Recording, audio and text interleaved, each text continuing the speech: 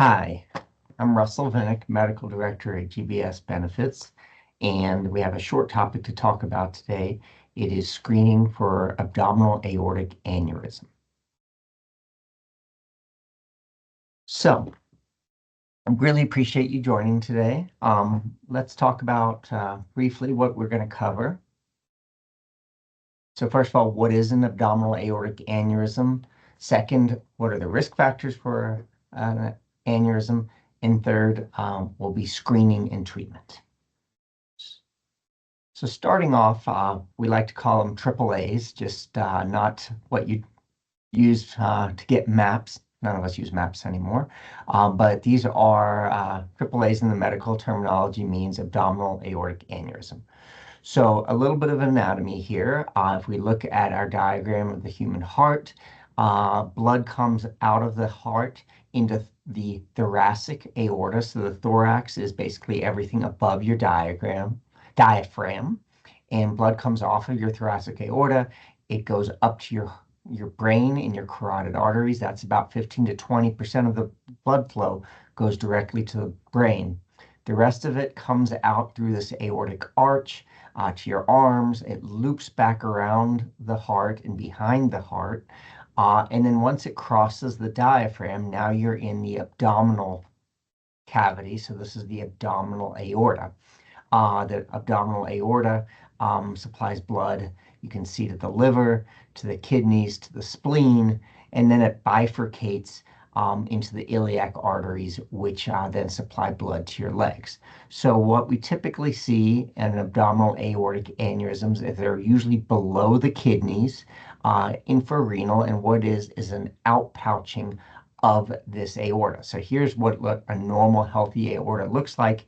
It's straight. It generally measures about 2 centimeters.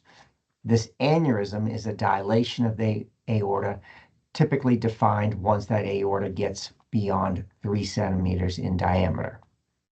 So they're present in about 4 to 8% of men aged greater than 65. For whatever reason, women are much less likely to get an abdominal aortic aneurysm.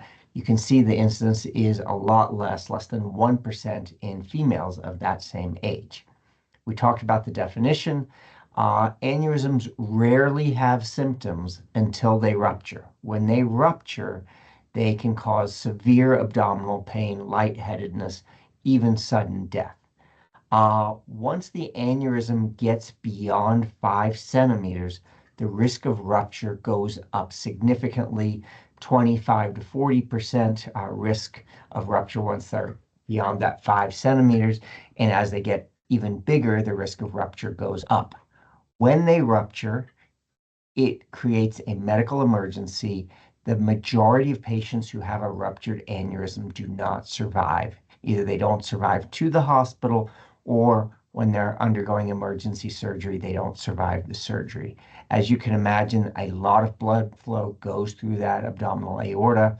If you lose it, you can lose consciousness immediately, and the surgery is very technically difficult with a lot of blood loss. So the goal is to prevent the aneurysm, and or if we don't prevent it, to screen for it and to intervene before it ruptures.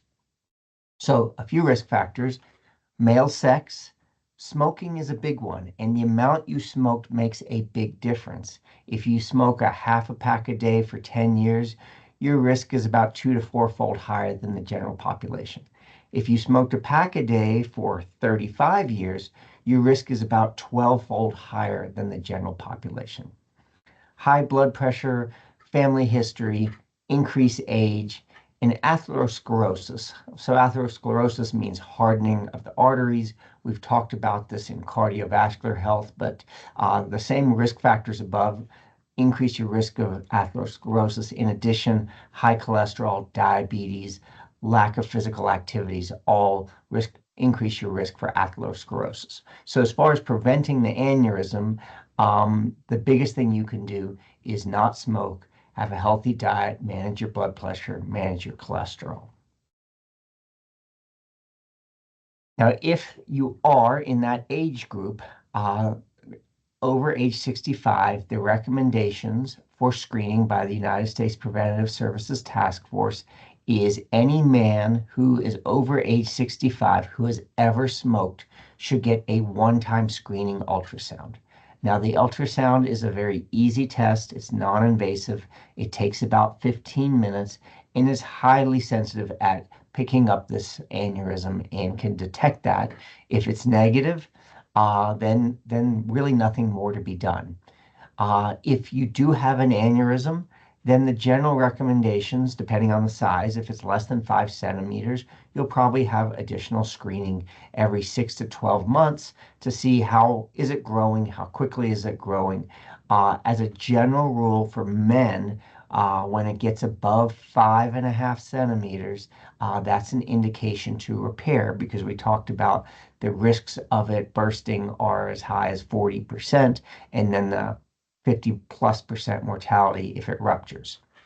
So importantly, these can be repaired electively. So when you do this before it ruptures, then there are two real options to do this. One is an endovascular repair. The second is an open repair. And there's a lot of technical reasons why some people are not good candidates for endovascular repair and require open repair.